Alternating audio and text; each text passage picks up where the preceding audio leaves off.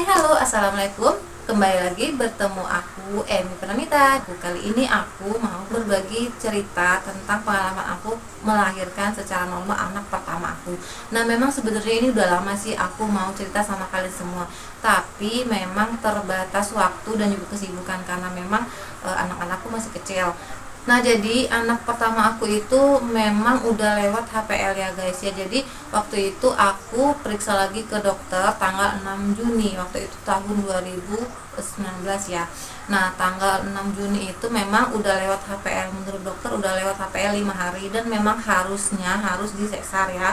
Nah, terus menurut bidan juga memang ya, kalau bidan kan nurut aja ya, kalau misalnya kita mau normal mau sesar terserah di kitanya dan juga menurut apa kata dokter. Tapi aku waktu itu memang cari, bukan lagi second opinion ya, memang aku cari beberapa bidan senior dan juga dokter. Nah, jadi memang ada beberapa yang menegaskan bahwa memang bayinya itu sehat, tapi kalau misalnya memang tanggal 6 Juni itu nggak keluar, itu di sesar gitu.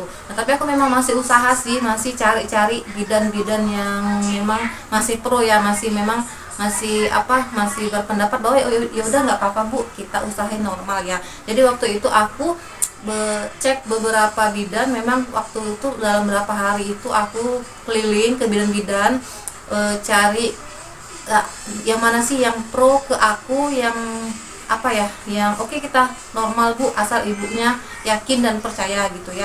Dan akhirnya aku tuh dapet nemu satu bidan yang memang dia itu udah senior sih, memang udah umuran ibu aku. Nah, dia itu memang katanya ya udah nggak apa-apa Bu, kadang memang anaknya itu memang belum mau lahir, jadi memang katanya memang waktunya, jadi nggak apa-apa kalau ibunya mau normal, nggak apa-apa, kita usahain.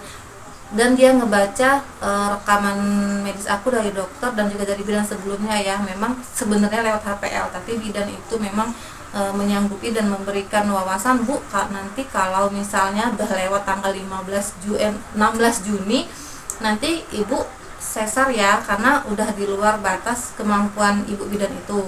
Ya udah, oke, akhirnya aku nunggu kan. Nah, dari tanggal 6 Juni itu yang disuruh dokter sesar, aku nggak mau, jadi aku tuh kayak mangkir gitu, kayak menghindar gitu, nggak mau sesar.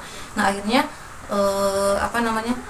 ke bidan itu dan aku tungguin dari tanggal 6 itu sampai tanggal 15. Nah, selama itu mungkin sekitar 10 harian ya, aku tuh olahraga terus, terus juga pokoknya ngikutin apa-apa yang ada di YouTube, yang senam hamil trimester ketiga, senam bukaan, senam segala macam, pokoknya aku ikutin semua.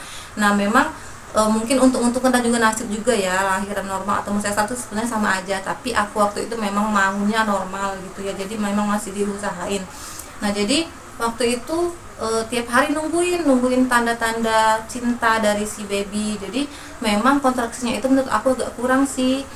Nah, terus aku sempet kayak lompat-lompat gitu loh, sempat lompat-lompat, gimana caranya aku tuh kayak dapet tanda bahwa aku tuh mau lahiran gitu. Nah, akhirnya pada udah tanggal 15 kan, di tanggal 15 Juni aku tuh udah deg-degan karena kata ibu bidan itu kalau tanggal 16 disesar aja kan, bidannya udah nggak sanggup kan gitu.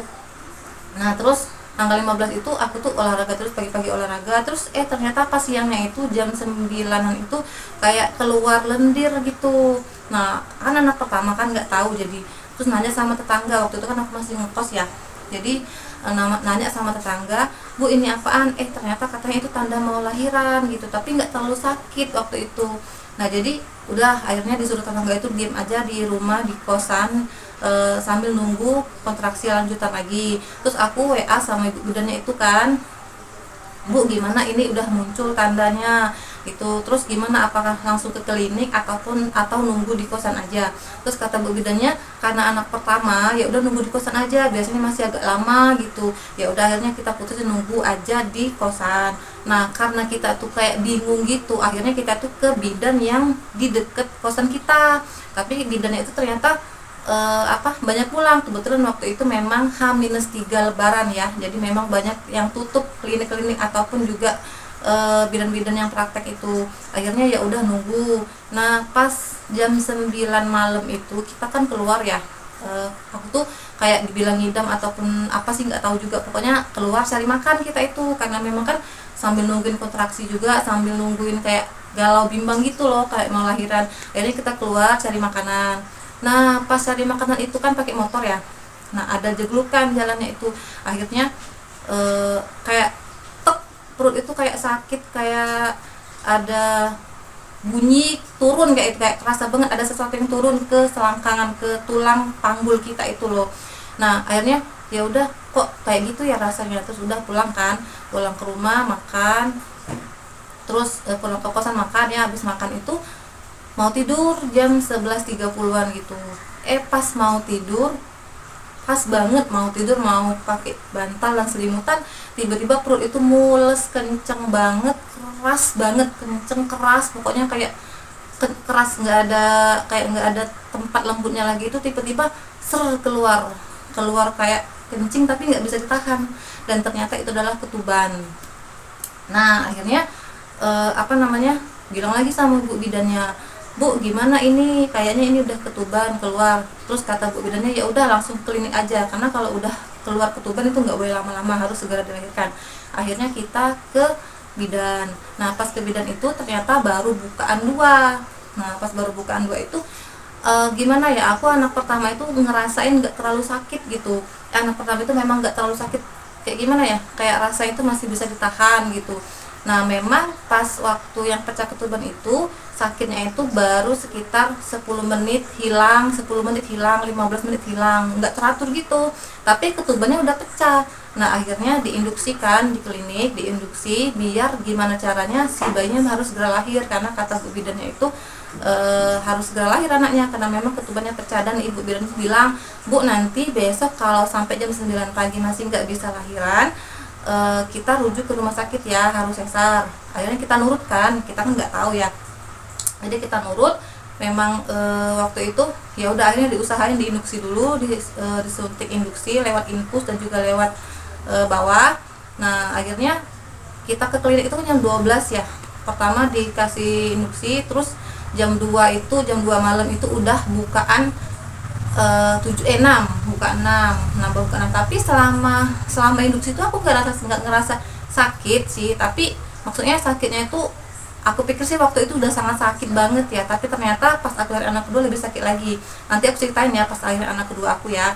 Nah jadi masih bisa tahan tapi sakit banget lah gitu. Nah sampai nangis lah sebenarnya, karena memang kan anak pertama ya, nggak tahu rasanya gimana melahirkan. Nah terus pas jam 4 pagi dicek lagi kan sama ibu bidannya, ternyata udah bukaan 8. Nah pas udah bukaan 8 kata ibu bidannya, ya udah ke ruang bersalin aja, karena biasanya dari 8 ke 10 cepet dan langsung lahiran. Nah akhirnya ke ruang bersalin jam 4 itu udah bangun ke ruang bersalin, terus jam 5 itu udah mulai ngeden-ngeden karena memang udah full ya.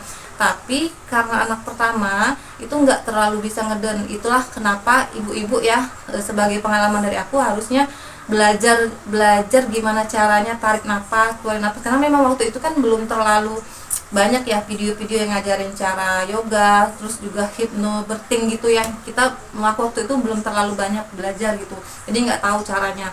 Nah akhirnya ngedennya itu kayak ngeden sembarangan gitu, kayak teriak banyak teriak gitu, jadi kayak habis tenaga gitu. Dan akhirnya memang digunting gitu. Nah jadi digunting, memang digunting biar lebih gampang lahirannya itu. Jadi waktu itu dari jam ngeden itu dari jam 5 sampai 5.48 baru lahir bayinya. Jadi memang mungkin waktu itu ibu bidan hampir menyerah kali ya, tapi mungkin karena udah terlanjur di depan mata ya udah dijalin aja. Nah waktu itu memang agak susah lahirannya menurut aku, karena memang bayinya itu susah keluar, besar 3,4 kilo. Jadi anak pertama lagi, dan pinggul aku kecil, katanya panggul aku tuh kecil, jadi memang gak susah lahirannya.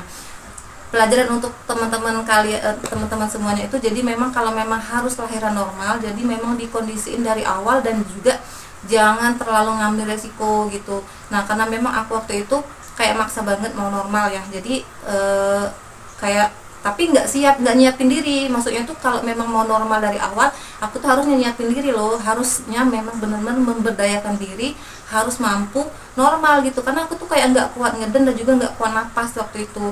Jadi memang mungkin karena anak pertama terlalu menye-menye kali ya, jadi memang napasnya tuh nggak kuat dan juga ngedennya tuh sembarangan gitu. Jadi nggak mau belajar lah intinya, kayak Nah, jadi buat teman-teman semua yang mau lahiran normal selama hamil, jangan lupa berdayakan diri ya.